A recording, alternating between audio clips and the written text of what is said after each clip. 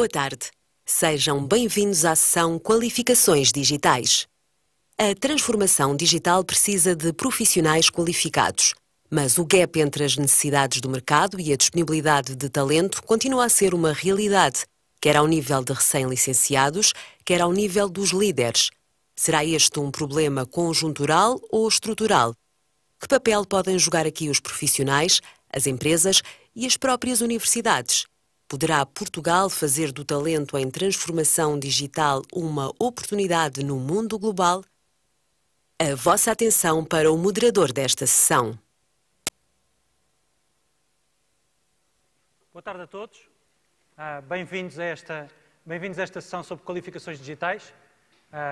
Poucos, mas bons, como eu costumo dizer, e, portanto, folgo em que estejam aqui nesta sessão para seguir este tema que me parece tão relevante dentro desta questão de transformação digital e qual é o mundo do talento e das qualificações, de que papel é que o talento e as qualificações têm sobre este tema da transformação digital. O meu nome é Paulo Simões, sou partner da Egon Zehnder, uma firma de Executive Search, de busca e seleção de executivos. O meu background inicial é em engenharia e, para além de consultoria, fui também gestor de uma série de empresas na altura das .com. Aqui ao meu lado, a participar neste painel, tenho à vossa esquerda o Zé Pedro Inácio. O Zé Pedro é o administrador, para todos os efeitos, o administrador delegado da Seguros Logo e a pessoa que criou a Seguros Logo, que certamente vocês sabem que é uma companhia de seguros direto, que ele depois irá também explicar. E antes disso foi também consultor de uma série de setores na McKinsey. Ao lado, a Célia Reis, diretora-geral da Altran Portugal, uma entrepreneur que, para além de ser criado empresas sucessivamente, hoje gera a Altran aqui em Portugal, mas sempre com o espírito entrepreneur de ir criando novos temas e novos centros que ela depois também irá partilhar convosco. E finalmente, aqui ao meu lado, o Milton Sousa, professor da nova SBE, um professor na área de liderança e que viveu vários anos e trabalhou fora do mundo académico. E o trabalho que fez e aquilo que faz do ponto de vista académico tem a ver com todos estes temas que vamos falar hoje aqui, de liderança e de qualificações nestas épocas de transformação. Eu pedi então ao Milton para começar com uma apresentação breve. O Milton vai utilizar aqui alguns slides para introduzir o tema e depois passaremos a uma discussão entre nós os quatro.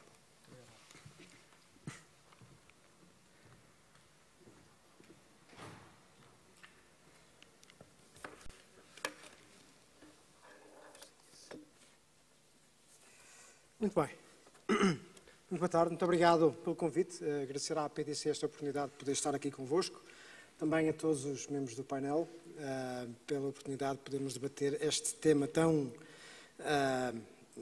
urgente, se quiserem, para o país, para as nossas empresas e para o nosso sistema de ensino. Eu, vindo do sistema de ensino diretamente, trabalhando na Universidade Nova, tenho um interesse particular em debater estas questões e julgo que haverá muito a transformar no próprio sistema de ensino para que possamos estar equipados para este novo mundo digital. E eu farei essa exposição também ao longo da apresentação. Eu não vos quero amassar muito com muitos discursos, porque aqui o intuito é termos debate e termos discussão também convosco.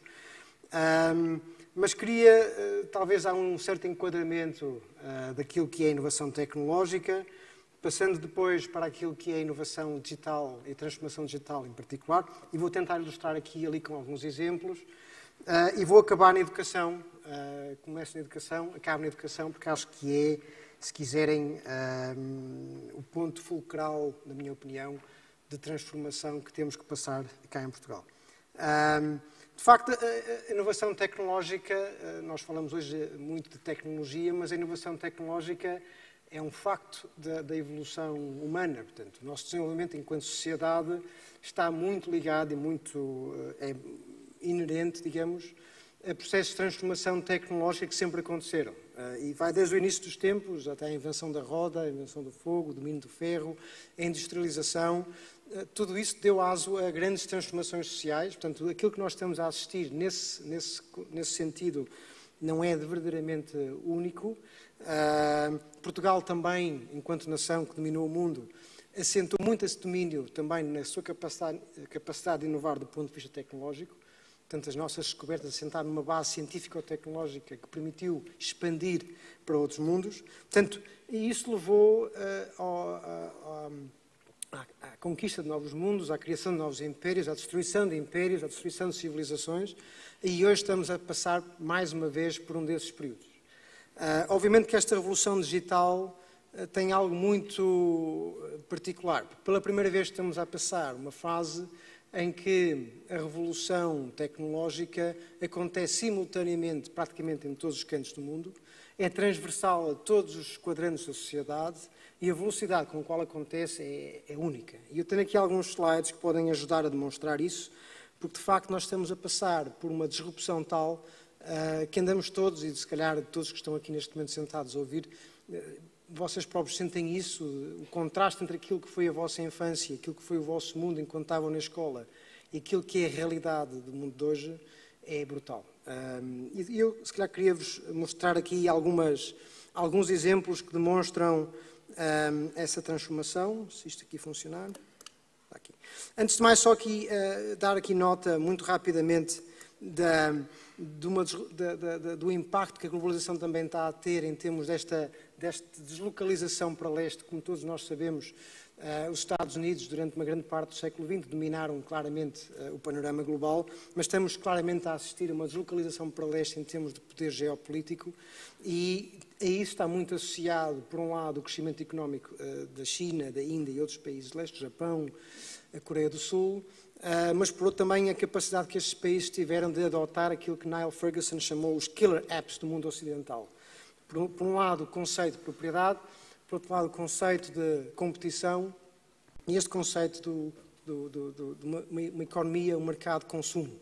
E a China adotou isto de tal forma que, neste momento, eu diria que a China tem o sistema capitalista mais violento que temos no mundo, que ultrapassa de longe o sistema capitalista americano ou europeu. E isto, obviamente, está associado também à revolução digital, que permitiu a estes países terem um posicionamento no mundo muito diferente daquilo que tinham há uns 50 anos atrás. Se há 50 anos dissessem que a China, neste momento, dominaria o mundo em termos de industriais, as pessoas provavelmente se iam rir. Era um país camponês, era um país com poucos recursos, pouco moderno, com um sistema educativo decadente, portanto nunca tal faria prever. E a revolução digital, que estimulou muito a globalização, a par também com a revolução dos transportes, criou condições para que o mundo se alterasse profundamente. Só para dar também nota aqui em termos de propriedade intelectual, claramente, os Estados Unidos dominaram, mais uma vez, durante grande parte do século XX, tudo que tinha a ver com a produção de conhecimento e a sua apropriação para depois criar novos negócios, porque não basta criar conhecimento, é preciso apropriar e criar empresas em torno disso. E nos últimos 20, 30 anos, um crescimento exponencial ao nível da capacidade de produção de conhecimento e da apropriação de conhecimento por parte, primeiro, do Japão, depois da Coreia do Sul e, mais recentemente, da China. Também um gráfico também que acho muito ilustrativo, e vemos qual é que é o impacto que estamos a atravessar em termos de revolução tecnológica, e temos a população mundial do lado esquerdo e a capacidade de desenvolvimento de novas soluções tecnológicas ali assinalizadas, ali o número de anos em baixo, e o crescimento tremendo da população desde o início do século XX até aos dias de hoje, e é isso muito associado a um processo de inovação disruptivos em termos tecnológicos. Por isso nós estamos neste momento a passar por um momento da história da humanidade, nós aqui, neste preciso momento, que será visto daqui a 1000 ou 2000 anos como um momento de viragem fundamental. E se calhar nós às vezes não nos apercebemos disso e crescemos no meio dessa transição, e muito se calhar dos problemas sociais que atravessamos ainda hoje, desde o terrorismo a outros fenómenos, passa muito também por estas dores de crescimento, de romper com o passado para criar um novo futuro, mas isso seriam outras questões. Este gráfico, portanto, acho que também é ilustrativo. Um gráfico também interessante tem a ver com esta ideia das curvas de adoção de tecnologia, que chamamos S-curves, as curvas em S, que demonstram que o tempo que demora a adotar uma nova tecnologia tem vindo a compactar de forma extrema desde há uns 50, 60 anos atrás. Portanto, a adoção, aqui tem alguns exemplos, a adoção do automóvel, até chegar a cerca de 70% da população, demorou cerca de 100 anos. A adoção do telefone, talvez uns 60 a 70 anos. E quando falamos de internet, quer dizer, hoje em dia, no espaço de 5, 6, 10 anos, de repente, quase qualquer pessoa em qualquer parte do mundo tem acesso à internet e aos telemóveis e tudo isso. O tempo de adoção de tecnologia não tem comparativo com aquilo que nós tínhamos, com que estávamos habituados. E isso tem uma exigência enorme em termos da necessidade que as empresas têm de estar continuamente a adaptarem-se a esta nova realidade e estarem continuamente a inovar. Com consequências também graves a níveis ambientais, como todos nós sabemos, não é o mote de hoje, mas a forma como nós desenvolvemos, a forma como as empresas se posicionaram no mundo, ainda vem de um tempo em que havia tempo para pensar e que tínhamos capacidade, digamos, de adotar e adaptar, nos adaptarmos a estratégias com algum tempo. Hoje em dia esse tempo é limitado e criou-se uma hipercompetitividade que tem exigências e problemas graves que hoje não é o nosso intuito. Só para vos dar aqui isto um pouco mais do mesmo, talvez um exemplo interessante em termos de indústria da música, por exemplo, se pensarmos que entre as primeiras caixinhas de música, entre 1815 e o primeiro gramofone, passaram 74 anos, do gramofone até ao compact disc passaram cerca de 70, cassete, não sei se estão recordados, nos anos 80 as cassetes que nós usávamos, passaram 73 anos, não me lembro dos primeiros jogos de computador, tinha que se carregar uma cassete, esperar que o programa carregasse, e havia aquele sonzinho característico do ZX Spectrum, não sei se são desse tempo, muitos serão. E como hoje em dia, se não carrega em 3 ou 4 segundos, ficamos logo muito frustrados, e que não é que é possível, a Microsoft, etc., fazemos muitas queixas, mas naquele tempo a tecnologia era outra. O tempo que demorou depois entre a cassete e o compact disc, na introdução do mercado, apenas 20 anos. Do compact disc ao iPod foram 19 e do iPod ao iPhone passaram 6 anos, sendo que o iPhone faz vídeo, som, gravação, música e todo um conjunto de tecnologias que nem sequer eram de imaginar há uns 20, 30 anos atrás. Esta compressão da tecnologia e da adoção do mercado é óbvia e isto tem consequências brutais em termos de modelos de negócio, formas de estar, formas de nos organizarmos, formas de vermos as empresas, que nós todos hoje sentimos.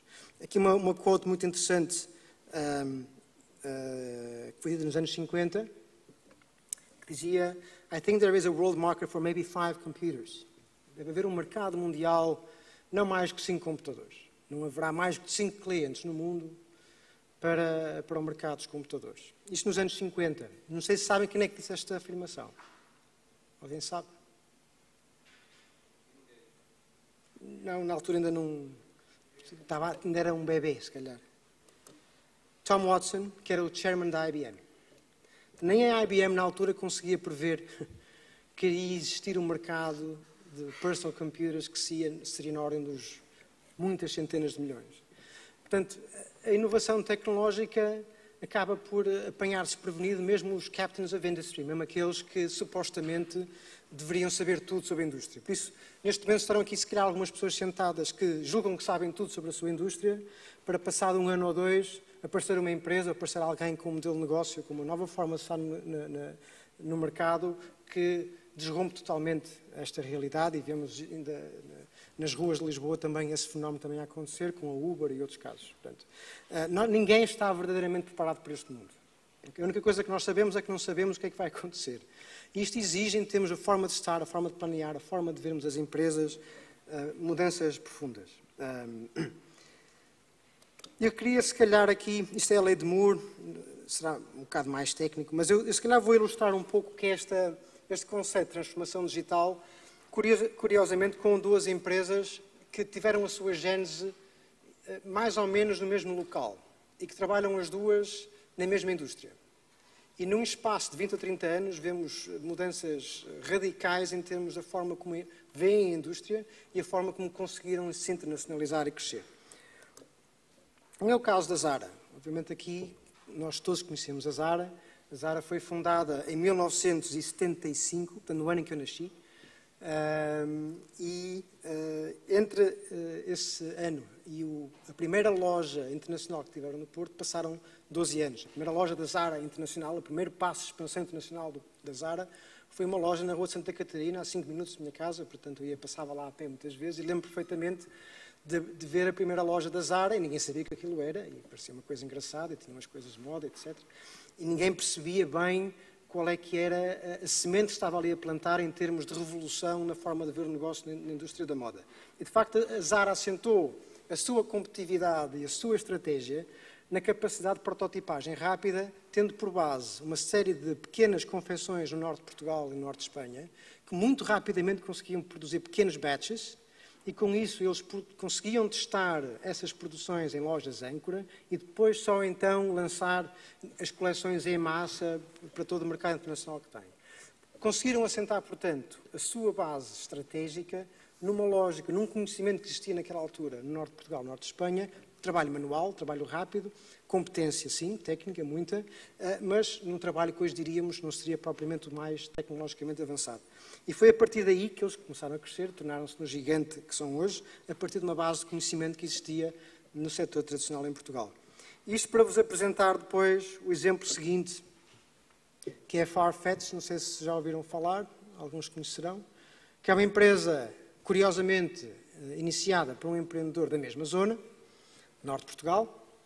Desta vez não foi aproveitar o conhecimento das costureiras da região para fazer novas coleções, mas constatou que havia aqui uma oportunidade de criar uma nova empresa, um modelo de negócio revolucionário, que iria, paradoxalmente, sendo um negócio global, dar a oportunidade a empresas locais por todo o mundo de terem uma montra e de terem acesso ao mercado global. Ou seja, a mesma indústria, a mesma região, mas com um conceito de negócio totalmente diferente e aproveitando o know-how que há neste momento no norte de Portugal ao nível científico e tecnológico. Portanto, o grande core da empresa em termos científicos, tecnológicos, programação, etc., está no Porto, em Guimarães, e com uma particularidade importante, não começou por criar um mercado em Portugal, crescer em Portugal, depois crescer para a Espanha, depois se calhar ir para o Brasil. Não, desde o dia 1 é uma empresa global. É aquilo que se chamam hoje em dia os Born Globals. São empresas que, através da capacidade que têm de pensar o modelo de negócio e do acesso à tecnologia que têm, de repente têm acesso ao mercado global.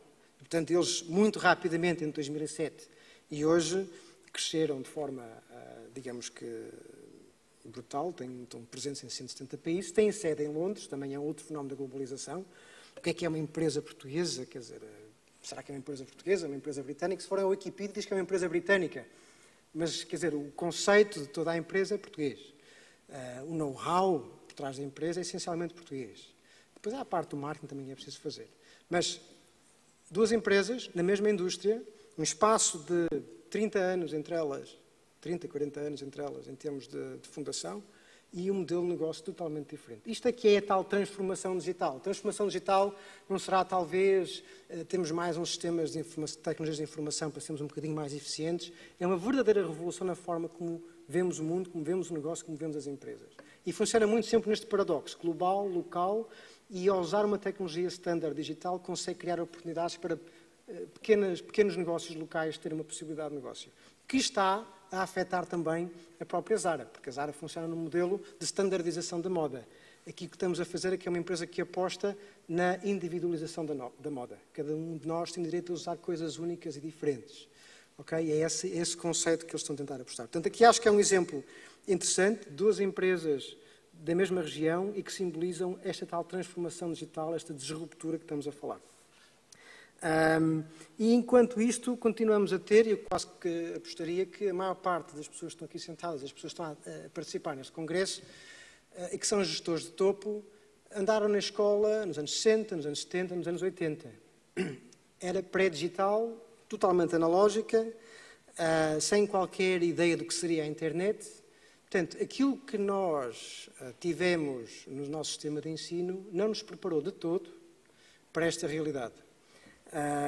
E o que mais me preocupa é que se continuarmos a ir às escolas de hoje, continuamos nesse mesmo registro analógico, anacrónico, de sala de aula, fechado, em que os alunos pouco participam, e isso é aquilo que me preocupa, porque neste momento assiste-se a uma discrepância enorme entre aquilo que é a realidade concreta das empresas e do dia-a-dia dos alunos e aquilo que o sistema de ensino lhes oferece, que é algo totalmente deslocado e totalmente desfasado daquilo que é a realidade da globalização e a realidade digital. E uma nota também importante, eu julgo que não haverá, nós focamos muito em tecnologia e dizemos que isto é tudo uma questão de ciência e tecnologia. Neste momento em Portugal, porque ao nível do ensino universitário, acho que houve um acompanhamento bastante capaz num posicionamento global. A questão não é tanto o acesso à tecnologia, a questão aqui, se calhar, é a forma como nós conseguimos criar dessa tecnologia oportunidades de negócio e fazer melhor uso, digamos, desse desenvolvimento tecnológico. Portanto, a grande alteração e a grande transformação que tem que ser feita, se calhar, não é na nossa capacidade de pensar tecnologia, é na nossa capacidade de absorver essa tecnologia e de termos um permanente, digamos, ou premente o que é a realidade concreta do dia-a-dia das pessoas. Isto assenta muito também na capacidade de liderança que, obviamente, as nossas empresas têm que ter de introduzir mudanças radicais e também de criar uma cultura em que as pessoas estejam preparadas para lidar e estarem confortáveis com o desconforto. Já não há soluções fáceis, já não há previsibilidade. Nós temos que sentir que isto faz parte do nosso dia-a-dia. E é aí que, se calhar, ainda estamos muito atrás.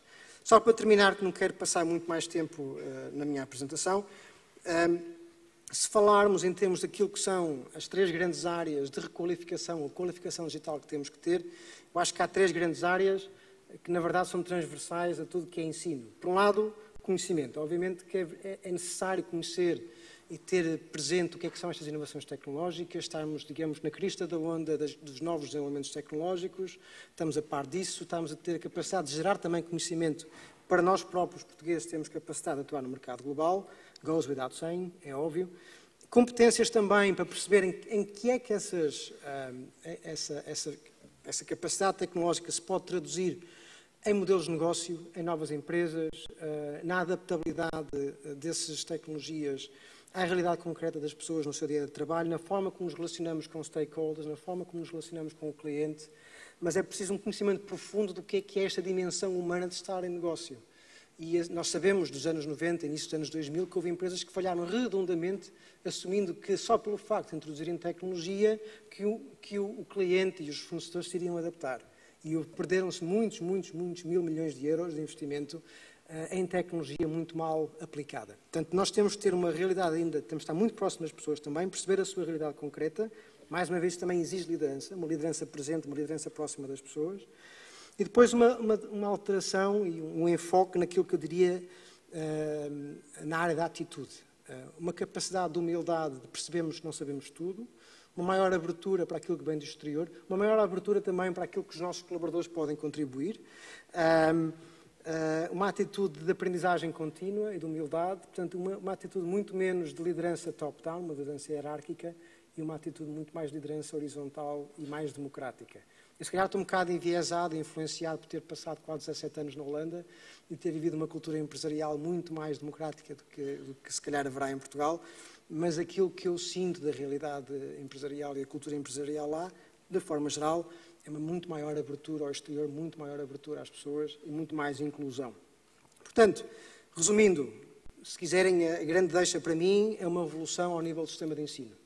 Deixarmos de ter um ensino industrial, uma lógica industrial, analógico e hierárquico, e temos um ensino muito mais digital, preparado para o mundo global e horizontal, e com isso acho que as empresas vão também começar elas próprias a sentirem-se mais preparadas para atuarem neste novo mercado. E é só. Obrigado.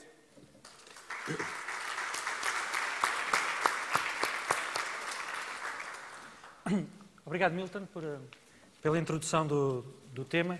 Vou mudar aqui para ser mais fácil de conseguir falar com todos. Eu vou deixar, obviamente, algum tempo no final para perguntas, questões, preocupações do lado da audiência, mas ia já aqui começando a abrir as hostilidades. José Pedro, eu gostava de pedir, tanto a ti como à Célia, que fizessem um comentário aqui sobre o que o Milton disse, mas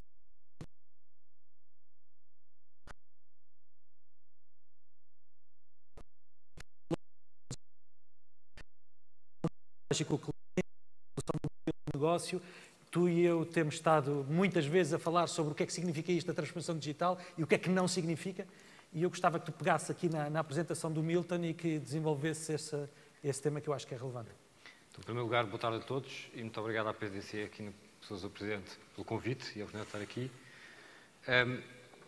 No fundo, e ouvimos aqui um bocadinho falar de talento e liderança como duas fontes essenciais da transformação digital, e a questão toda é, afinal de contas, e acho que me conhece a tua pergunta, Paulo, o que é digital? Porque muitas vezes ouvimos falar de ter uma estratégia digital, eu quero ser digital, digital isto, digital aquilo, mas a questão toda é o que é isto do digital.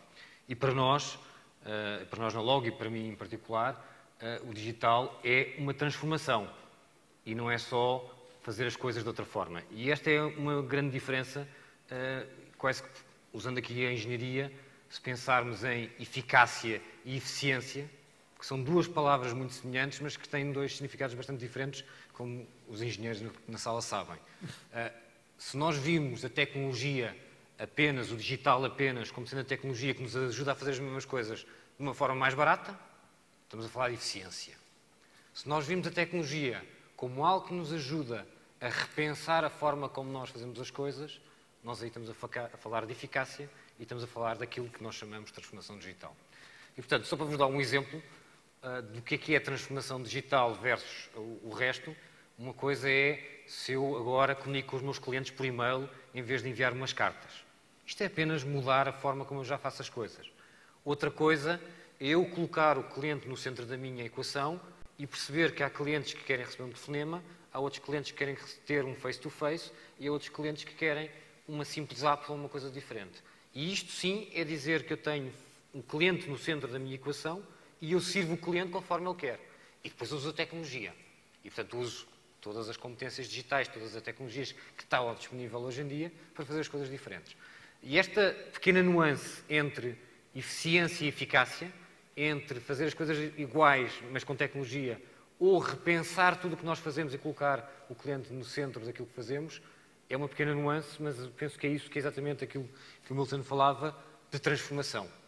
Porque é isso que nos vai levar a sermos diferentes. É isso que nos vai fazer as coisas de forma diferente e que nos vai fazer avançar no caminho que nós queremos. E acrescentar valor ao cliente e servir o cliente, porque, no fundo, é isso que nós, enquanto empresas, temos que fazer, é servir os nossos clientes. Célia, transformar também significa olharmos para competências técnicas digitais e pensarmos que não é só essas competências, que é algo mais do que isso. Nós os dois também temos conversado muito sobre as pessoas, os recém-licenciados que chegam à tua empresa e o modo como vês que eles têm de algum modo, ganhar competências diferentes e se têm ou não têm essas competências. O Milton também falou nisso, na questão das competências tecnológicas, mas também a dimensão humana dessas mesmas competências. Eu gostava que pegasses nesse ponto e que também comentasses a apresentação do Milton com esse prisma. Muito bem. Obrigada também à PDC e boa tarde a todos, aos poucos mas bons que estão nesta sala. Ora bem, eu acredito profundamente que a transformação digital é uma oportunidade de requalificação, portanto, para muitas das competências que à data de hoje não estão a ser utilizadas. Portanto, temos imensos jovens que investiram na sua formação e que à data de hoje estão desempregados e que, de facto, é uma oportunidade para empresas como nós, na área da tecnologia, mas também, certamente, na área dos serviços. A dimensão que hoje é solicitada, eu diria desde já dentro da empresa e depois passo para os serviços, se tu me permitires. Dentro da empresa, e como o Milton disse muito bem, espera-se que o indivíduo tenha cada vez mais uma abordagem, que a empresa tenha uma abordagem bottom-up, porque é a partir dos capilares, eu costumo dizer às minhas equipas, que é nos capilares que nós vamos encontrar a inovação. Não é no centro, não é no órgão central e, portanto, se as empresas não percebem que têm que efetivamente incorporar, estar mais próximos dos capilares, ou seja, dos jovens, dos recém-licenciados, daqueles que estão todos os dias a ser desafiados, portanto, sobre como resolver os problemas, de facto, é um erro que nós vamos cometer. E, portanto, nós esperamos que as nossas equipas, as equipas que nós recrutamos, a componente da soft skill é cada vez mais importante, ou seja, não é só a componente tecnológica que nós avaliamos, mas também o perfil da pessoa, a sua capacidade de questionar o status quo. Eu costumo dizer a liberdade existe e é ilimitada, desde que exista o respeito ao lado também. E, portanto, nós esperamos e desafiamos os nossos colaboradores, de facto, a questionar, a propor a dificuldade, e eu confesso pela nossa empresa, portanto, é que à medida que as empresas são cada vez maiores, mais difícil se torna de não perder, de facto, esta inovação e estas boas idades. Isto é um desafio, claramente, que existe para as grandes organizações. Portanto, isto é interno, comportamento dos nossos colaboradores. Sobre as equipas que nós recrutamos, à data de hoje, portanto, nós estamos claramente a falar de um paradigma em que estamos a substituir aquilo que era um serviço personalizado, um serviço, uma relação de humano, para uma relação entre humano-máquina, entre humano-computador, e que esperamos que a máquina ou o computador, de algum modo, reproduza características que são humanas. E isto quer dizer que temos que integrar em tudo aquilo que nós fazemos nos nossos produtos, portanto, esta dimensão humana. E, mais uma vez, isto não é só tecnologia, tem a ver com a capacidade de comunicar, a capacidade de simplificar, a capacidade de atrair e, portanto, neste contexto, nós claramente não estamos só à procura de engenheiros nem de técnicos, integramos também pessoas da área das ciências humanas, porque introduzem de facto esta componente e desafiam a forma, portanto, como interagimos. Muito bem. Célia, muito obrigado. Vamos já começar a guerra, não vale a pena estarmos aqui com introduções. Milton, como é que é? Tu ajudas a produzir as pessoas que depois estes dois senhores vão contratar. Como é que é? Quais é que são as 2 ou 3 coisas que tu já conseguiste introduzir com a tua experiência internacional nesta perspectiva de liderança que tu tens? Quais é que são as 2 ou 3 coisas que tu já conseguiste introduzir e quais é que são as 2 ou 3 coisas que tu gostavas de introduzir e que se calhar com o novo campus vai permitir que faças de uma forma diferente? Muito bem. Não, aqui, de facto, se há setor que devia estar mais preocupado com isto e mais preocupado em oferecer às empresas pessoas qualificadas para trabalhar neste mundo digital, seria obviamente as instituições de ensino superior. E nós temos essa preocupação. O próprio novo campus da nova School of Business, que foi ontem, foi o arranque da primeira pedra, já está a ser desenhado. Começa logo por aí. A forma como o espaço de aprendizagem é desenhado tem que ser desenhado de forma diferente. Este modelo anfiteatro, todos sentadinhos, ordenadamente, de forma muito consensual, num sentido unidirecional de ensino, está a acabar. Haverá sempre espaço para seminários, para congressos, para conferências e para falar nestes moldes. Mas o sistema de ensino que temos que ter tem que se ajustar muito mais a uma realidade muito mais dinâmica, em laboratório, de experimentação, em que os alunos, eles próprios, tenham a capacidade de assumir riscos, de inovar, de questionar, de explorar, de falhar. E as universidades têm que mudar de paradigma totalmente e, obviamente, temos sistemas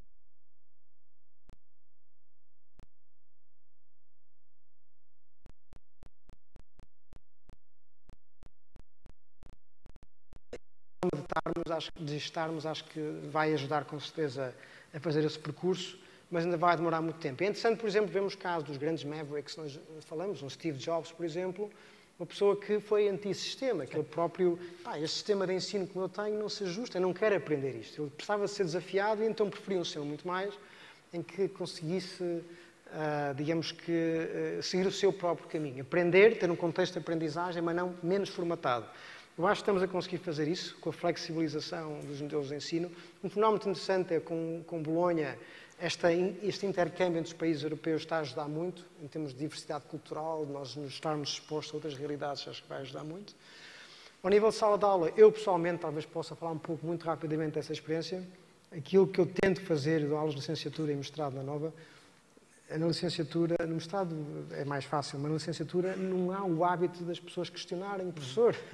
Quer dizer, é tipo um Deus na Terra, que tudo que ele diz estará bem, e aquilo que eu começo por tentar dizer é, eu não sei as respostas todas, e se discordarem, estejam à vontade, discordem, critiquem, e acho que temos que ter, e essa é a tal atitude que temos que ter na gestão também, de assumirmos que não sabemos tudo, podemos errar, e sentimos-nos estarmos vulneráveis. Isto é a nova liderança, é o líder também estar vulnerável. Não é perder a sua autoridade hierárquica, e acho que um líder, quando está vulnerável, é humilde, é ainda mais forte, quando também é reconhecido como sendo competente.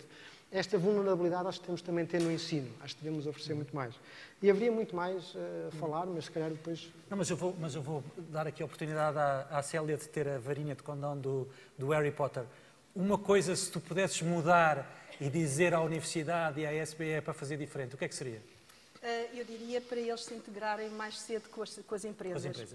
Portanto, se havia sítio onde é preciso que todos comecemos, é de facto trabalhar em conjunto. É muito tarde quando vamos fazer o mestrado, portanto, quando fazemos o mestrado, ou digamos, o trabalho de final de curso, eu diria que em meados, portanto, a partir do momento em que o aluno já tem as competências básicas, e temos que ter em consideração que eles hoje estão muito acelerados, fruto de toda a exploração que fazem na internet, em paralelo com tudo aquilo que aprendem nas universidades, portanto, a componente de autodidata está muito mais enraizada, e isso ajudaria a empresa não só a desenvolver a componente de inovação, que é bom, portanto, para as universidades e para as instituições de ensino, mas também, portanto, para os alunos se integrarem naquilo que é uma cultura empresarial, em que, de facto, portanto, e ajudarem a mudar essa mesma cultura empresarial, portanto, se eu pudesse ter uma varinha mágica, Era por aí.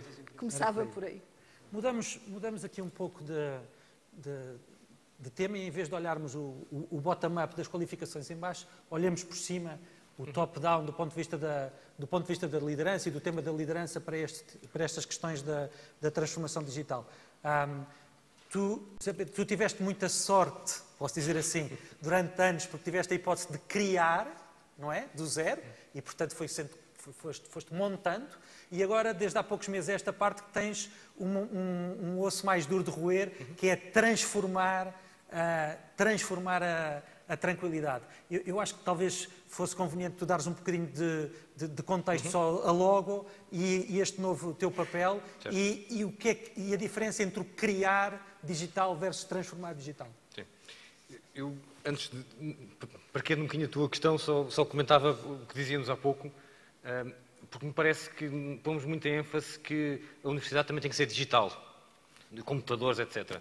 Eu, quando tirei o curso, não havia computadores. Havia uma sala, tirei na Católica, eu tenho 42 anos, naquela altura havia uma sala com alguns computadores. E eu considero-me digital. Portanto, eu acho que essa questão não é a questão fundamental. A questão fundamental é a questão da atitude. É a questão de questionar, da curiosidade intelectual, por um lado, e depois, por outro lado, a capacidade de adaptação à mudança. A mudança é constante. E dizíamos aqui, eles hoje, os nossos alunos de hoje em dia, sabem muito mais do que nós sabemos na sala de aula, do que é realidade na sala de aula. Eles têm acesso a 500 coisas. Se a sala não tem computadores, eles têm computador em casa ou têm internet, seja onde for. Então eles vão lá. A questão toda é, estamos a ensiná-los a pensar para serem digitais ou estamos a ensiná-los a sentar para eles estarem sempre numa comunicação one-way em que eles ouvem e alguém fala. E essa, para mim, é que é a grande diferença daquilo que nós podemos fazer no nosso ensino. É realmente tornar uma questão de atitude, da forma como eu vou chegar à empresa e vou transformar a empresa, e qual é que vai ser o meu papel na empresa, mais do que o meu conhecimento. Se eu sei A, B ou C, todos nós sabemos, quando saímos da universidade, não sabemos nada. O que nós sabemos é a nossa atitude, é isso que temos. E é isso que temos que moldar na universidade e na escola como um todo. Ainda à tua questão. Obviamente é muito mais fácil, como vocês sabem, construir do zero do que estar a transformar algo que já existe.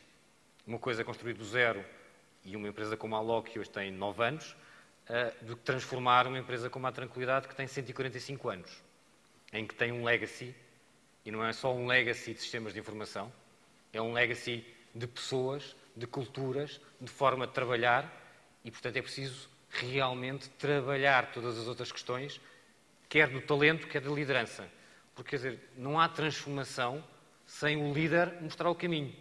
Se o líder não for o primeiro a dizer é para ali, e se no seu dia-a-dia ele não fizer o walk the talk, não vai acontecer. Porque depois as pessoas vão ver, não é aquilo que se quer, porque não é aquilo que ele faz, não é aquilo que se quer. E, portanto, o papel do líder enquanto a semente e enquanto o catalisador da mudança e da transformação é fundamental.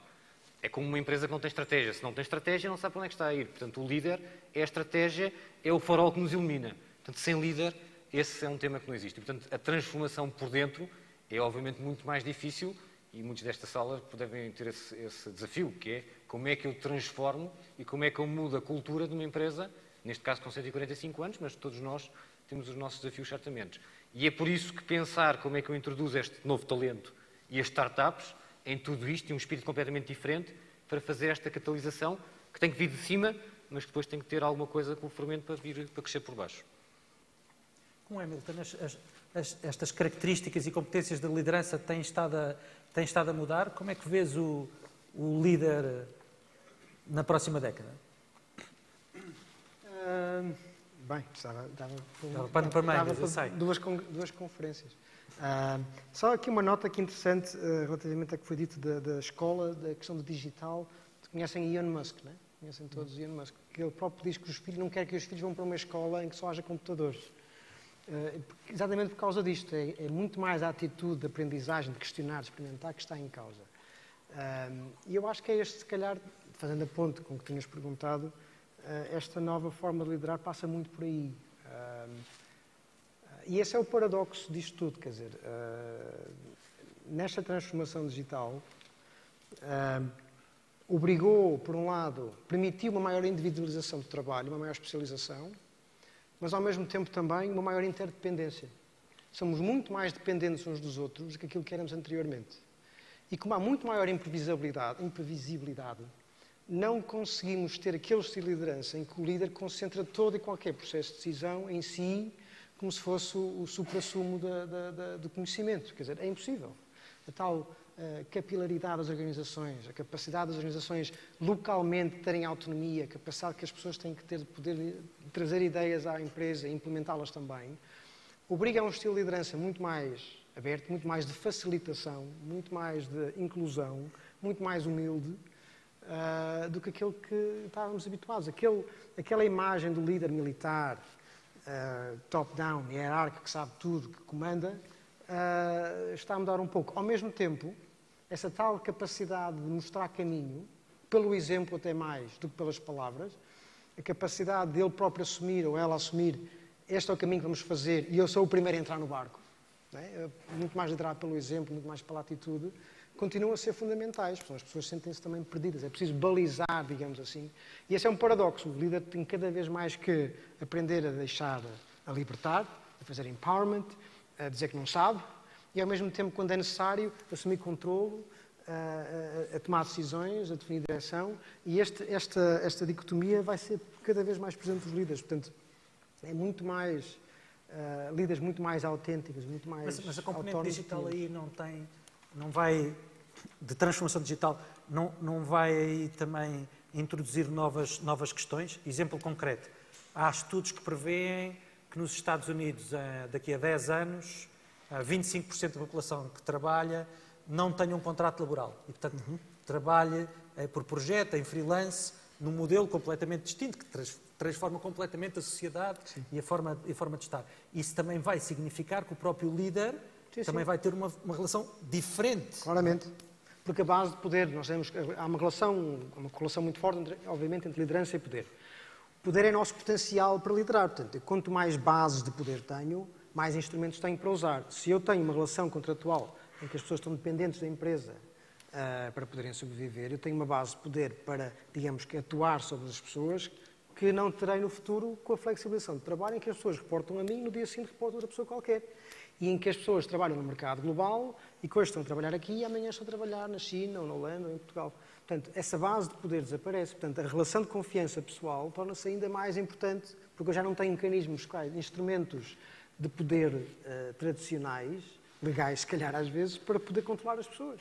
Deixo de ter. E mesmo financeiramente, hoje estamos a criar uma fase de crise, mas uma pessoa qualificada, se eu não estou bem neste sítio, mudo, vou para outro sítio. Portanto, mais uma vez, por isso a exigência que há ao nível dos líderes na capacidade de relacionamento pessoal, e aqui é o paradoxo, o digital veio reforçar esta necessidade dos líderes se ligarem às pessoas, será cada vez mais importante. Essa flexibilização de trabalho é incontornável. E Célia, isto para a Altran, isto é uma oportunidade ou uma ameaça? Porque no fim, tu tens um conjunto de pessoas e um conjunto de serviços que dás aos teus clientes, mas o mundo global e a globalização destas mesmas qualificações digitais dão-me aqui a ideia de que, se calhar, daqui a 10 anos, em vez de teres uma Altran com 10 vezes o tamanho que tem hoje, se calhar tens pessoas a trabalhar individualmente na China, na Coreia, por aí fora, e que acabam por estar a competir contigo. E, portanto, tu não estás a competir com outras empresas, estás a competir com profissionais espalhados pelo mundo que conseguem dar aos teus clientes o tipo de serviços que tu tens. É assim? Eu sou uma pessoa que gosta de competir, portanto, não sei se sou boa pessoa para responder e acho que faz parte de uma característica que a nova geração, que é o desafiar-se. O desafiar-se não é só face ao que existe, é também face a ele próprio, e eu gostava de citar o exemplo do que é uma competição positiva e dos laços que a empresa cria com o seu colaborador. Claramente, à data de hoje, os laços são cada vez menos contratuais, legais, e mais de uma relação de conhecimento, de carreira, de oportunidade, o que é que nós podemos construir juntos. E se eu gosto e estou motivado pelo aquilo que conseguimos construir juntos, eu continuo com a relação com a minha empresa, não gosto, e frente à solicitação e ao crescimento de competências que neste momento temos no nosso mercado, portanto estamos longe de estar a dizer que estamos num contexto de crise no nosso mercado, no mercado das tecnologias de informação e da transformação digital, não há crise no nosso mercado, há exatamente crise de falta de competências, portanto há uma grande concorrência pelas competências, de facto as pessoas têm a opção de escolha. E portanto aquilo que a empresa, o verdadeiro laço, é exatamente pelo espaço de evolução que a empresa dá ao seu colaborador e que é uma relação cada vez mais simbiótica, portanto, ou seja, tem que ser claramente uma relação de win-win e que está completamente além dos contratos. Relativamente à competição global, há uma coisa que de facto, se calhar também, e acho que esse trabalho tem estado a ser feito bem nas universidades, até porque os miúdos à data de hoje, eles sabem, têm uma visão muito mais objetiva do que é o seu valor como indivíduo. Já não se amedrontam por viver num país pequeno, Portugal, à beira-mar, não. Eles veem exatamente, eu sou um engenheiro, tenho competências, sei programar na linguagem A, B, C, D, posso trabalhar em Portugal, posso trabalhar na China, eles veem a coisa ao contrário. Eu posso ir roubar trabalho a um chinês. E, portanto, esta é a parte positiva que eu acho que todos nós temos que ter e que deve ser estimulado nos miúdos, não no sentido tanto a malta um bocadinho mais jovem que eu, não no sentido de os amedrontar, somos um país pequeno, globalização, vamos todos ficar sem emprego. Não, é exatamente o contrário, porque estamos num país global, estamos todos no mesmo território de jogo. O tabuleiro é igual para todos, porque exatamente o desenvolvimento na China ou em qualquer sítio do mundo é agnóstico e será cada vez mais agnóstico ao sítio onde ele é feito. E, portanto, é uma oportunidade para Portugal, para os técnicos portugueses, se, mais uma vez, nós conseguirmos utilizar bem o combate da inovação, do conhecimento, da tecnologia, do R&D e, portanto, se nós conseguirmos explorar isso, portanto, já vimos que a Farfetch fez, portanto, através das redes sociais, portanto, todos os instrumentos que à data de hoje estão ao nosso dispor, a geografia não é um limite, não é um handicap, é uma oportunidade e nós temos como oportunidade de estar num país com o contexto maravilhoso, tranquilo, pacífico, estável que nós estamos, portanto, podemos atrair um conjunto de competências para o nosso país e a partir do nosso país podemos trabalhar para onde quer que seja. Portanto, não é de todo, e é assim que eu vejo a minha empresa, é assim que comunico com as nossas equipas, nada de medos, competição é boa, estica-nos, obriga-nos a ultrapassarmos e se nós temos à data de hoje uma barreira, não devemos ver isto é uma ameaça, não. O que é que eles estão a fazer de bom? E vamos lá todos pensar como é que nós podemos fazer, no mínimo igual, mas de preferência melhor. E se as pessoas incorporarem este desafio, portanto, não há ameaças, há oportunidades. Sr. Pedro, como é que vês este tema da liderança no digital? Como o Milton dizia, estava para várias conferências. Há desde logo uma questão entre o que é um líder e o que é um chefe. O português tem esta singularidade de ser muito rico e, portanto, há bocado falava de eficiência e eficácia. Liderar e chefiar também são duas coisas completamente diferentes e, obviamente, o que estamos aqui a falar é de liderar. Isso também nos liga, e deixa-me só ir aqui, ao tema que estávamos a falar de como é que nós tratamos os nossos colaboradores e a forma como nós vemos os nossos colaboradores. Nós sempre tivemos que atrair os colaboradores e sempre tivemos que fazer o nurturing e o seu desenvolvimento para os reter. A questão toda é que temos que perceber que hoje os interesses deles são diferentes e, como em qualquer cliente, eu tenho que ter uma proposta de valor para servir aquele colaborador. Se ele é meu colaborador direto ou se ele é colaborador indireto, isso não muda nada. O que eu preciso é de alguém que colabora comigo. E, portanto, muito mais do que os temas de chefiar, o tema hoje é colaborar. E, portanto, eu há bocadinho falava que nos interessam pessoas que sejam curiosas ou que façam a pergunta dos porquês, que não tenham sido dessa idade. Essa é a primeira competência. A segunda competência que eu falava há bocadinho é a capacidade de adaptação, a capacidade realmente de fazer coisas diferentes e perceber como o mundo gira. E a terceira é a colaboração. A colaboração hoje em dia é essencial e isso é nos dois sentidos. É no sentido de nós, empregadores, para os nossos empregados, mas é também no sentido das pessoas entre si. Na questão da liderança, claramente, a transformação de uma empresa só se faz se houver alguém a mostrar o caminho. E, portanto, desse ponto de vista, só quando há condições numa empresa em que o CEO e a Comissão Executiva ou a liderança dessa empresa está comprometida com isso e sabe qual é que é o caminho, é que essa transformação vai acontecer. Porque, senão, esta transformação digital implica muitos erros, implica falhar muitas vezes. E reparem que, normalmente, as empresas ambicionam não haver falhas. Portanto, se o líder não for o primeiro a fazer o nurturing das falhas, não há transformação. Se eu não for o primeiro a dizer, experimentem 10 keywords e vejam qual é que funciona melhor, e se houver 9 que não deram nada, mas houver uma que for muito boa, isso está tudo bem, eles não vão testar as 10 keywords. Vão fazer aquilo que foram treinados para fazer, qual é que é o óbvio, qual é que é a resposta óbvia. E, normalmente, o que nos diz o dia de hoje é a resposta óbvia não é nada a resposta certa. Temos que testar e temos que falhar. E a não ser que o líder deu o exemplo, não há essa transformação. E, portanto, eu acho que o papel do líder, para resumir, é fundamental e é primordial. E é provavelmente por isso que nós vemos pouca transformação digital, vemos muita automatização, vemos muita desmaterialização, vemos muita mas não vemos digitalização, porque não vemos verdadeira transformação nas nossas empresas. E, Milton, o digital, a palavra na sua origem, tem a ver com o 0 e 1, o verdadeiro e o falso e por aí fora.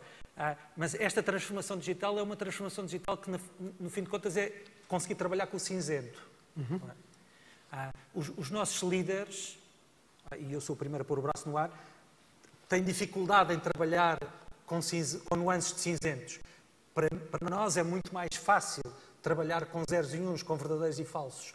Como é que se transforma um líder para conseguir trabalhar com nuances de cinzentos?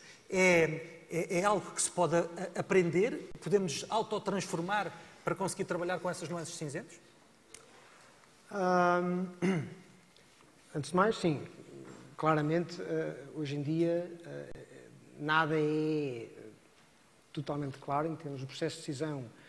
É um processo que, por definição, hoje em dia tem que ser multi-stakeholder, envolvendo várias pessoas, vários inputs, e, portanto, não é possível hoje em dia tomar decisões isoladamente. Portanto, é preciso haver uma capacidade de inclusão e de diálogo com diferentes vertentes e, portanto, estar preparados para aceitar que a solução que vier a ser desenvolvida poderá não ser exatamente aquela que tínhamos inicialmente pensado. Portanto, essa capacidade de diálogo e de debate é fundamental, antes de mais. Depois há muito há umas teorias interessantes em termos desta necessidade de reconciliar opostos. Nós vinhamos muito do mundo em que as culturas eram muito bem definidas, em que as coisas eram muito bem vincadas e que estávamos habituados a decisões muito claras de uma ou outra opção. Hoje em dia, as empresas cada vez mais têm que conviver com opções que combinam opostos. Para dar um exemplo muito concreto, porque senão isto posso para uma aula muito académica, muito teórica, mas geralmente assumimos que uma empresa ou dá resposta ao shareholder ou dá resposta aos stakeholders. E criou-se aqui uma certa dicotomia entre aquilo que originou-se nos anos 60 com Milton Friedman, a dizer que a grande responsabilidade social da empresa é fazer dinheiro para os investidores. Depois, uma vertente, depois isso, pelos vistos, não funciona assim tão bem quanto isso. Na verdade, não, esqueçam os acionistas, o que importa é valor para a sociedade e temos que ser quase todas empresas sociais. E, na verdade, é as duas coisas ao mesmo tempo. E o líder tem que ter a capacidade de se esticar entre dar resposta àquilo que é o valor acionista e aquilo que é o impacto social que quer ter na empresa, por exemplo. E há a própria emergência do fenómeno do empreendedorismo social. É uma resposta criativa. É como é que eu consigo reconciliar coisas que aparentemente são opostas. E, na verdade, não são opostas. Eu posso ir buscar o melhor da forma como as empresas funcionam competição, sustentabilidade financeira, estratégia e, ao mesmo tempo, ter uma responsabilidade social.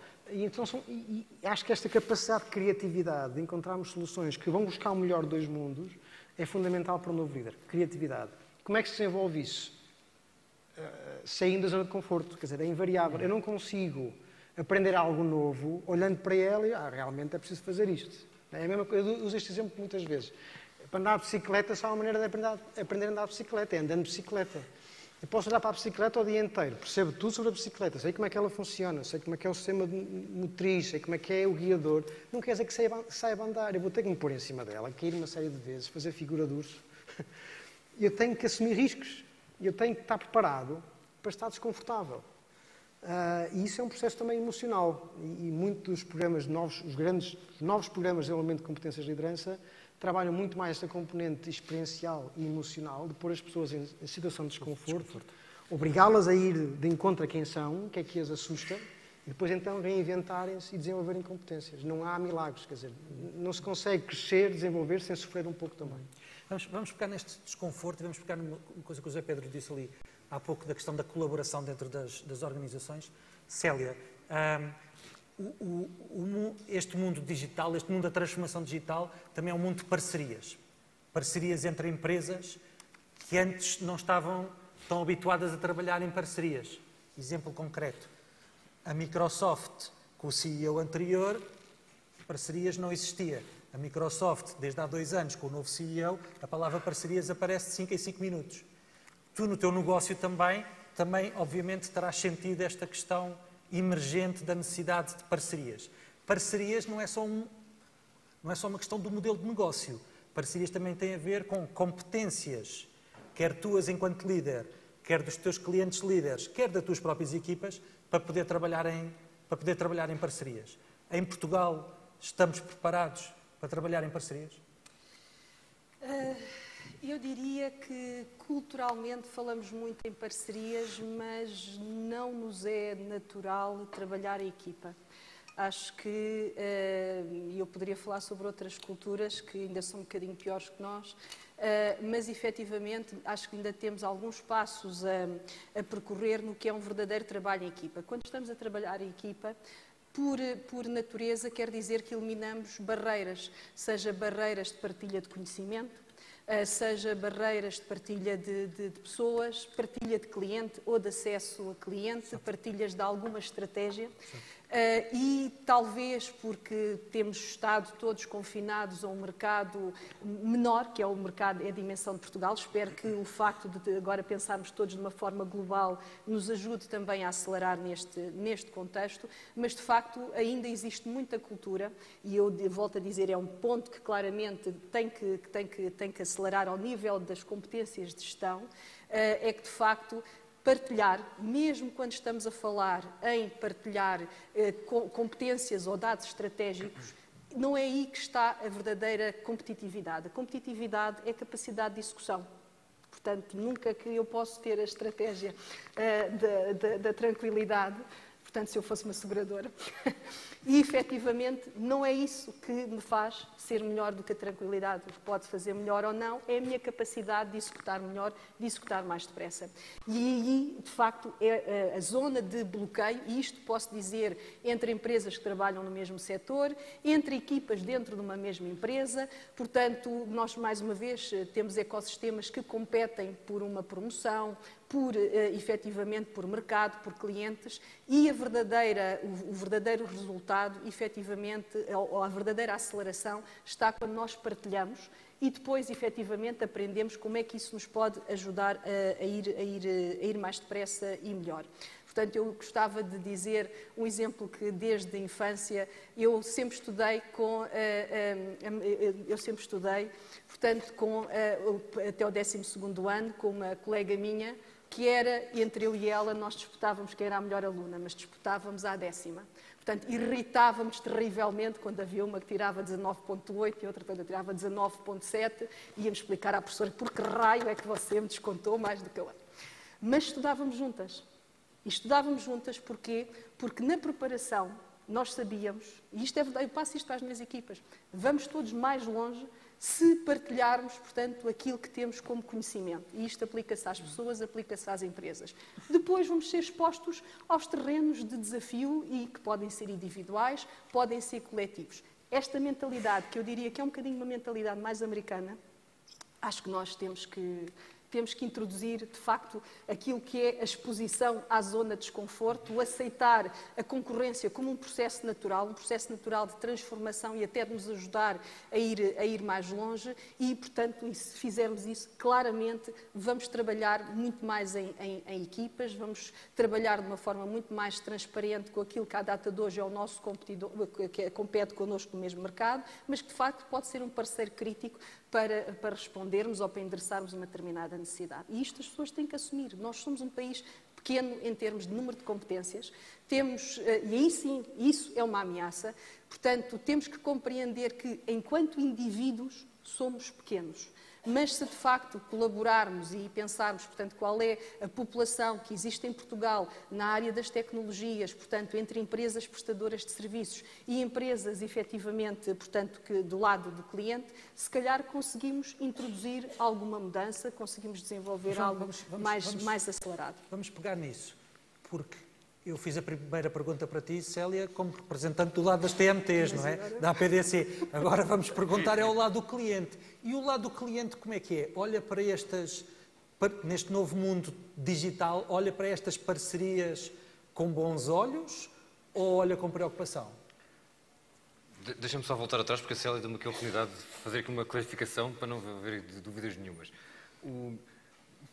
Não podemos aqui entrar numa dicotomia de talento, liderança, qual é que é o mais importante.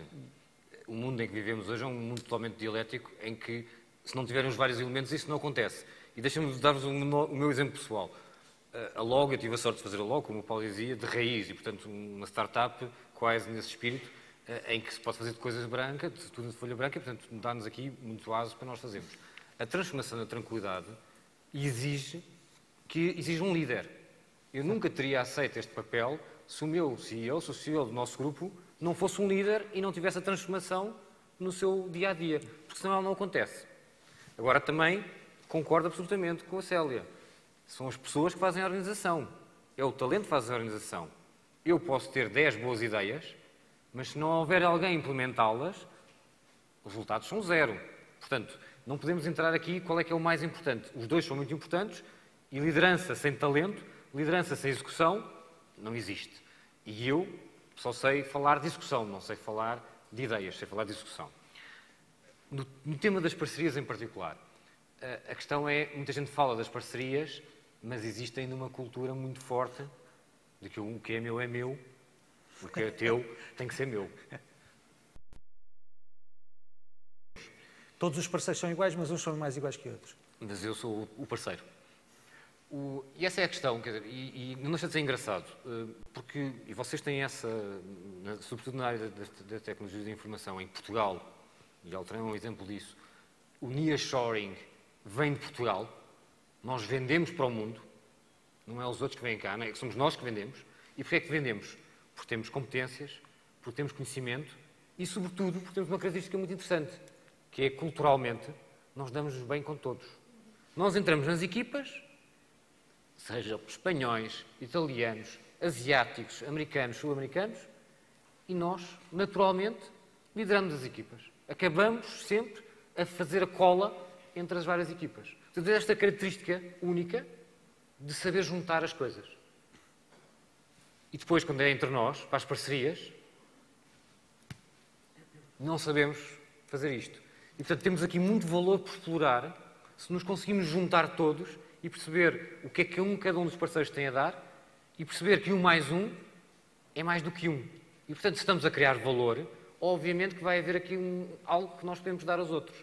E isto, nós, até muitas vezes nas conversas que temos com as áreas da tecnologia, com empresas, como certamente, como temos aqui no painel, mas certamente desse lado lá, muitas vezes o que sentimos é, não há esta abertura para entendermos em conjunto como é que podemos trabalhar em parceria para criar valor. E criar valor ao cliente. E ao criarmos valor para o cliente, vamos criar valor para nós. Deixem-me dar um exemplo muito rápido deste tema. Sinistros automóveis. Eu trabalho numa indústria muito sexy, hein? Sinistros. Portanto, toda a gente quer bater com o carro. Agora reparem, no momento da reparação de um carro, de um sinistro, o que o cliente está preocupado é quando é que o carro vai estar pronto. As minhas pessoas internamente, tecnicamente, o que estão preocupadas é, já cumprimos o decreto-lei, já está tudo coisa, já demos ordem de pagamento, faça-se. Há um desconecte entre o lado interno e o que o cliente quer. Portanto, esta é a primeira questão e esta é a primeira questão que temos que fazer a transformação digital. Mas a segunda questão, que nos leva às parcerias, é que para eu dar a informação ao cliente e dar valor ao cliente de o seu carro vai estar reparado no dia X, pode ir buscá-lo à oficina, eu tenho que ter uma parceria com as oficinas. Eu tenho que estar em contacto permanente com as oficinas e a tecnologia hoje permite-me fazer isso de forma fácil, mas eu tenho que ter uma parceria e eles têm que perceber o quão importante aquilo é para o cliente e, portanto, como é que nós vamos poder trabalhar em conjunto para que esta informação chegue ao cliente rapidamente. E eu criei uma parceria e eu juntei duas peças do ecossistema. Isto hoje em dia não existe. Milton, aqui voltamos ao ponto que tu mencionaste logo no início desta dicotomia, que é o mundo da transformação digital é um mundo que nos puxa para a individualidade, mas por outro lado exige o trabalho de equipa que a Célia estava a falar, exige as parcerias que o Zé Pedro estava a falar. Como é que nós inculcamos isto na cultura de um povo? É top-down? É fazê-lo crescer a partir da escola e da universidade? Porque o que é óbvio para nós quatro aqui é que isso é primordial como qualificação para o futuro. Como é que Portugal pode trabalhar este tema? Eu acho que hoje em dia, se víssemos coisa que eram os principais, a cultura não é mais do que hábitos, não é? São hábitos que se enraizaram, tornaram-se parte do nosso dia-a-dia. A cultura é algo que, a não ser que viajemos e de repente estamos expostos a outra cultura, se calhar nem nos apercebemos dela. Portanto, é algo que é the way we do things around here. A gente nem sabe porquê, de onde é que vem, é o que é.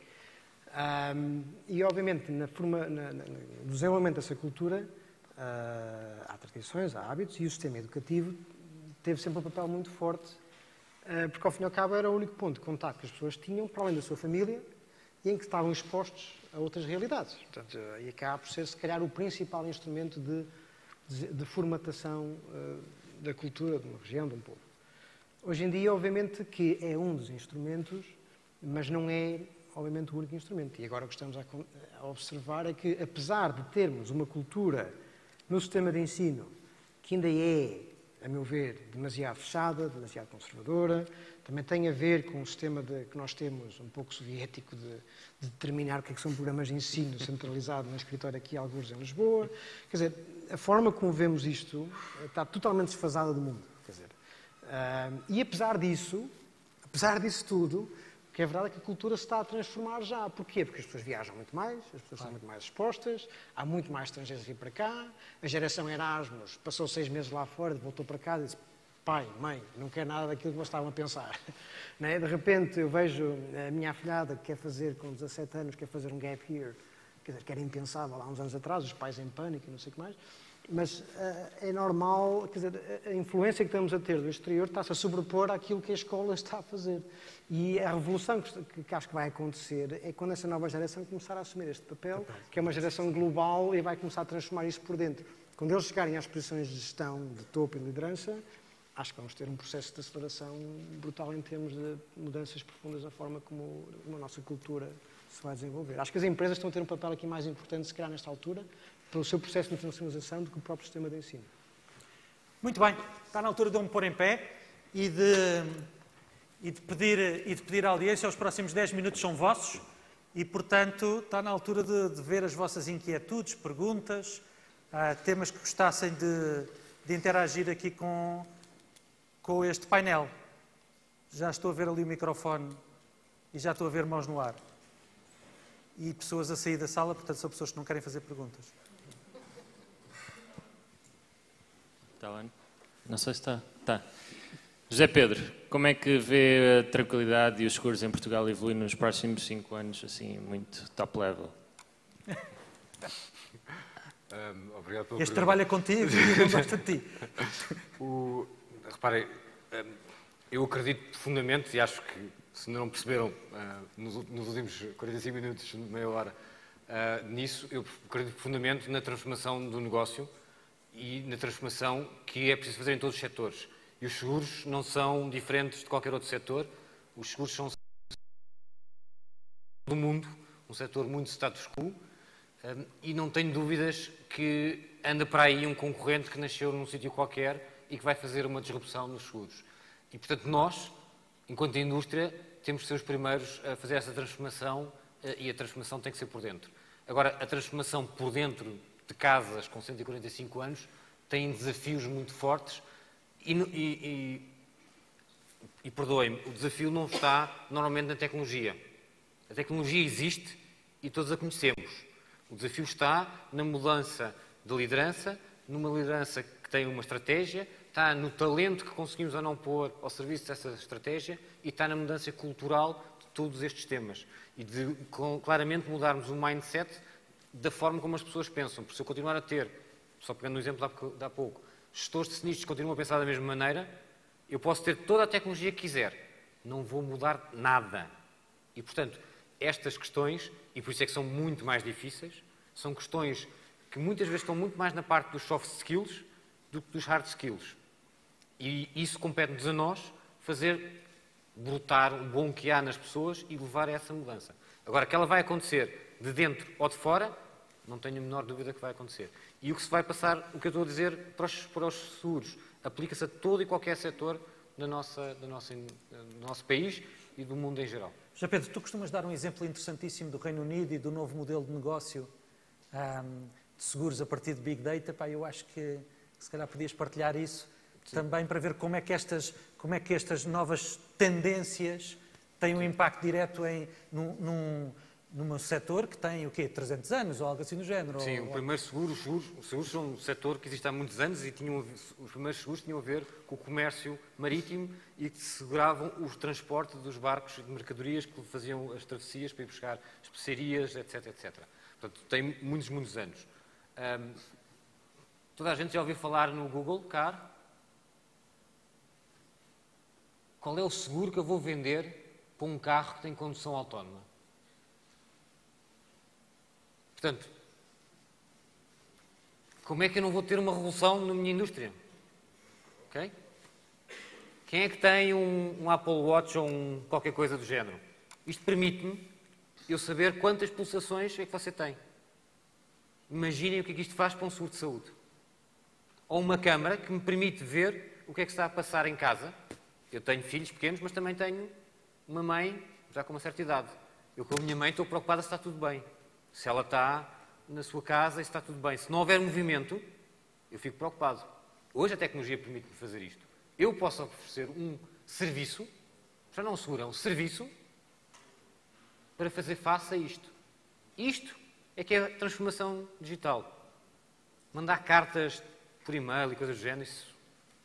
Desculpem lá, mas isso é fácil. Mais perguntas? Temos uma ali ao meio e depois uma aqui embaixo. Olá. Meu nome, antes de mais, é João Santos e sou aluno da Isqueté Business School. Eu queria fazer uma pergunta à Célia Reis.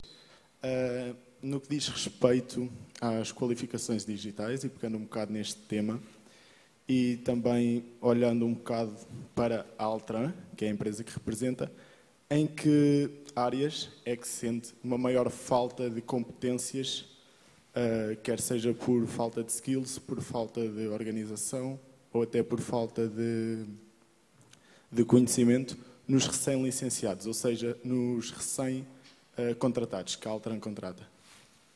Muito bem, a gente falava agora um bocadinho.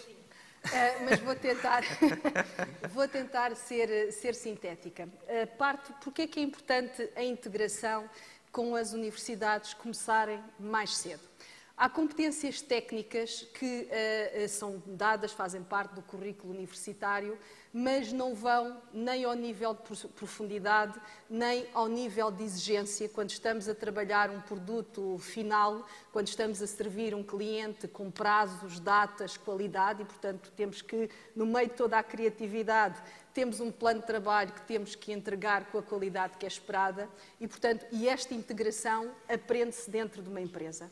Obviamente que dentro da universidade há todo aquele treino, nós temos prazos, portanto fazemos uma noitada, etc. Mas quando estamos no meio empresarial, isto claramente é uma competência que só se aprende quando estamos dentro de uma empresa e, portanto, eu diria algum refinamento e aprofundar áreas tecnológicas e depois, efetivamente, integrar a empresa e, portanto, e ter a experiência de trabalhar com um cliente e, portanto, com alguém que, de facto, nos vai julgar de uma forma com maior impacto, porque não tem impacto só em nós diretamente, não é só a nossa nota, quando costumo dizer, quando estamos numa equipa de trabalho, se alguém falha individualmente, não falha individualmente, obriga a equipa toda a falhar.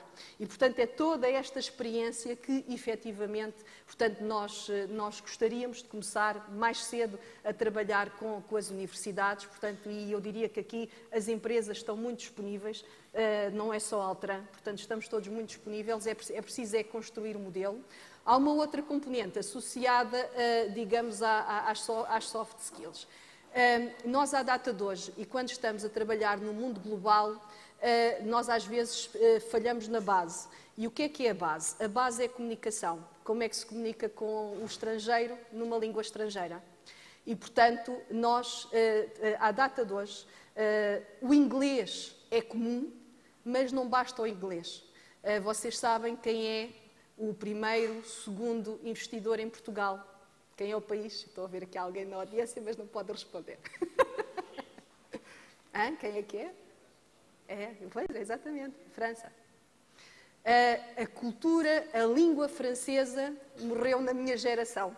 Portanto, saber, eu costumo dizer, não é saber ler, é saber discutir, porque nós, quando estamos num grupo de trabalho, nós temos discussões amenas, em que toda a gente se entende e fala devagarinho, e temos discussões aceleradas. E, portanto, isto é uma coisa que eu passo a vida também a desafiar a minha equipa. Nós, à data de hoje, nós não podemos ser apenas excelentes técnicos. Nós temos que, ao lado da excelência tecnológica, temos que ter a humildade de saber comunicar bem. E ter a consciência que se há uma língua, eu tenho 24 anos, ou tenho 30, ou tenho 40, ou tenho 50, e não domino bem, mas é crítico para para desempenhar corretamente a minha função, tenho que atacar os livros, tenho que testar, tenho que primeiro balbuciar coisas que tenho vergonha de dizer, mas não parar aí e continuar. Portanto, a competência, mais uma vez, das soft skills, e agora eu entrava muito na parte linguística e o desafiar para aprender outras coisas, à data de hoje, isto é estrutural. Aliás, nós temos estado em vários debates, quer com o Ministério do Ensino Superior, quer em conjunto com a Embaixada de França. Há um grupo de trabalho que está a tentar reintroduzir o francês, nomeadamente porque o inglês está tratado, o espanhol a gente entende-se, o alemão ainda, os alemães, contrariamente ao que se pensa, falam muito bem inglês e estão disponíveis a falar inglês, não exigem que o interlocutor fale em alemão. Um francês, estamos lixados. Temos que falar, temos que falar em francês, porque ele vai ter grande dificuldade, portanto, em estar a colaborar connosco, e é mesmo um requisito. E, portanto, estas são competências críticas que nós temos que introduzir, portanto, não é só tecnologia, é também linguística e comportamental. Temos 2 minutos, havia aqui uma pergunta, temos de fazer as perguntas todas ao mesmo tempo, não sei se há mais... Pergunta aqui e depois podem deixar aí Pode deixar aí já o microfone, porque temos de fazer as perguntas todas... Então, boa tarde. Falou-se um pouco de disrupção nesta sala e gostava de saber como fomentam, como preparam a disrupção dentro das vossas organizações, quer que seja do setor da formação, da consultoria, dos seguros. No fundo, quais são as vossas práticas para realmente fomentar as disrupções e preparar realmente o mundo da manhã e as qualificações necessárias para poder responder aos desafios? Muito bem, temos uma pergunta aqui, depois havia mais... Sim? A minha pergunta vai para o Milton.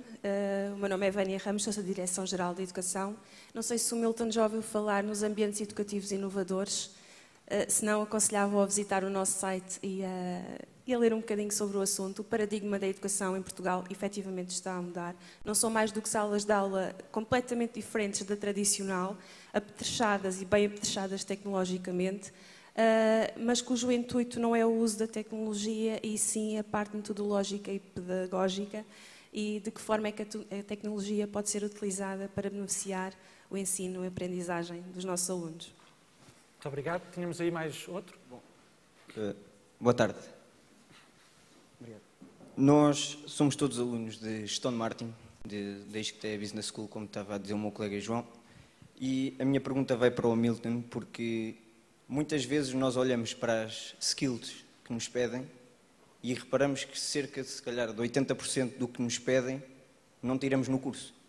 Ou seja, tudo aquilo que conseguimos é autodidata e acaba por ser um pouco frustrante para nós olhar para o mercado e pensar que estamos a tirar um curso, mas que não é nada disto que se procura.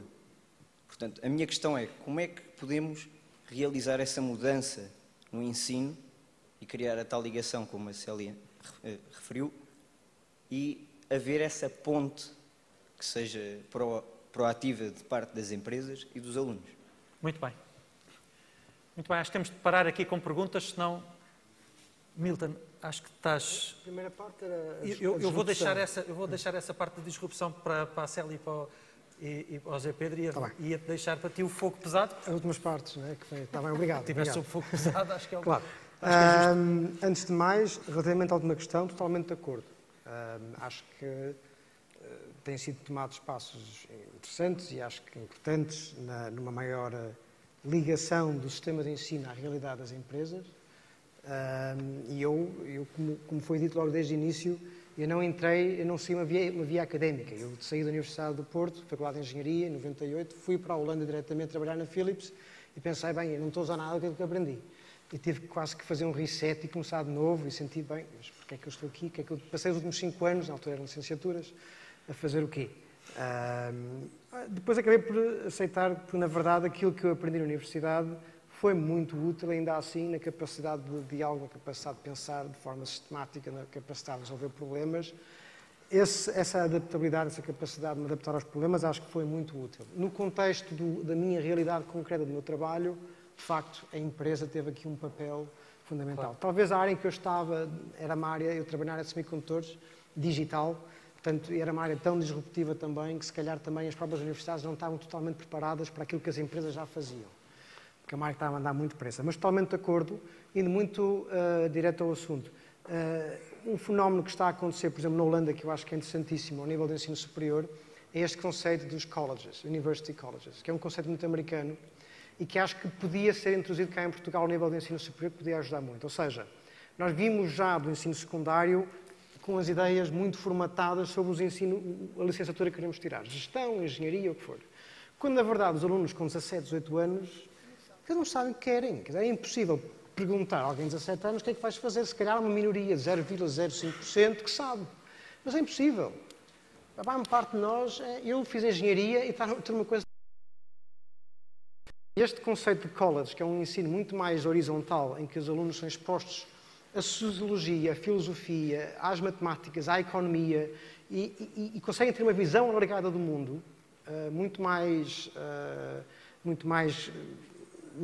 ajustada e realista, e muito mais criativa também, permite-lhes formatar um pouco melhor as ideias sobre que caminho querem vir a tomar a seguir e depois ajudarem a definir o percurso académico que querem fazer. E em Portugal, eu sei que já houve iniciativas similares, mas ainda não há esse conceito. E acho que poderia ser muito interessante. Na Holanda foram criados 7 e acho que poderia ajudar muito nessa resposta. Relativamente à questão da tecnologia, dos modelos de ensino, eu sei que há iniciativas muito louváveis e muito interessantes e que acho que devemos aproveitar. Infelizmente, na minha opinião, não é generalizado. Voltando à questão, não é uma questão tecnológica para mim. Eu preferia ter salas, sinceramente, prefiro ter salas sem uma pinga de tecnologia, mas com um professor que possa construir o seu currículo, que tenha estabilidade profissional, que possa planear a sua vida, que possa estar 3, 4, 5 anos na sua escola a pensar programa e a pensar pedagogia, e um sistema de ensino em que o aluno é central, em que em vez de estar numa falar durante 1 hora ou 2, mesmo tendo o quadro digital, prefiro muito mais um ensino muito mais revolucionário, se quiserem. Nesse aspecto, acho que é uma revolução mais de pedagogia, de metodologias, que uma revolução tecnológica, sinceramente.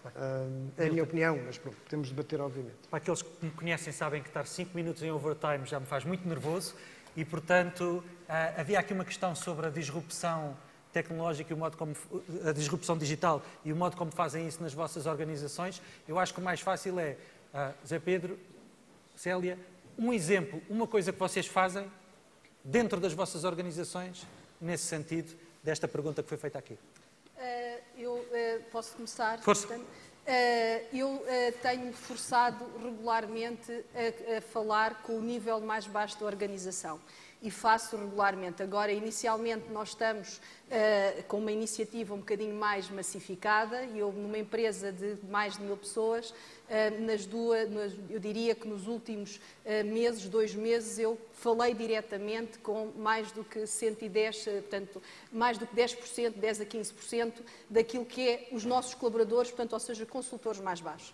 E deu-me um conjunto de luzes, um conjunto de ideias e também um conjunto de indicadores do que é que eu tinha que mudar na organização. Portanto, isto para dizer que sairmos do trono, estarmos nas operações, falarmos com a base é crítico. Eu queria só um segundinho, que é relativamente ao ensino. Nós precisamos de integrar ensino secundário com ensino superior. À data de hoje não está integrado. Os miúdos, eles precisam de experimentar, não é só nas universidades. Eles escolhem ou querem, ou escolhem erradamente, porque não experimentam ao nível do ensino secundário. E nós temos que pensar mais atrás. Eles são digitais quando estão no 9º ano, já, portanto, até um bocadinho antes, e colocá-los logo nessa altura em contacto com as empresas. Mais uma vez, há um conjunto de boas ideias e boas iniciativas a fazer e devíamos também acelerar um bocadinho nesse ponto. Peço desculpa de ter abusado. A nossa abordagem é dual, clássica, educação e on the job. Um exemplo concreto, para o Paulo não ficar mais nervoso ainda. Nós pegamos nas equipas, trazemos pessoas de diferentes áreas e num ambiente, em que é um ambiente de team building quase, colocamos a resolver um problema. Mas não é um problema da empresa, é um problema qualquer. Para que eles vejam como a colaboração traz benefício, para que eles vejam que saem da zona de conforto e conseguem trabalhar em conjunto. Portanto, dar-lhes exemplos concretos para eles depois poderem fazer isso no seu dia-a-dia de forma consistente. Muito bem. Muito obrigado aos 3 por terem estado aqui. Muito obrigado à audiência também.